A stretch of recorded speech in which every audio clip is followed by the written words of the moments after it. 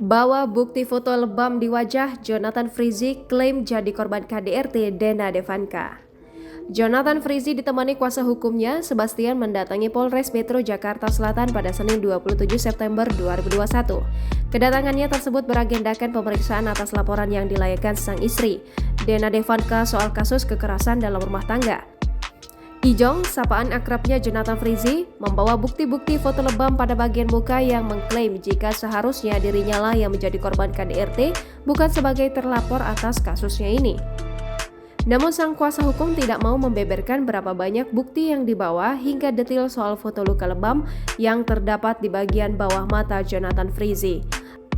Lebih lanjut, hal itulah yang menjadikan bukti dasar atas laporan dalam KDRT rumah tangga Jonathan Frizzy dan Dena Devanka.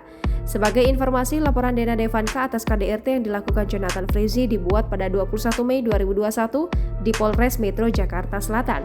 Ia juga sudah menghadiri undangan pemeriksaan awal dari pihak kepolisian pada 27 Agustus 2021. Tak hanya itu, Dena Devanka juga mengajukan gugatan cerai terhadap Jonathan Frizzy di Pengadilan Agama Jakarta Selatan pada 30 Agustus lalu. Sementara di sisi lain, pria yang kerap disapa Ijong itu diketahui sempat menyambangi Polres Metro Jakarta Selatan pada Senin 6 September 2021 yang melaporkan balik sang istri Dena Devanka.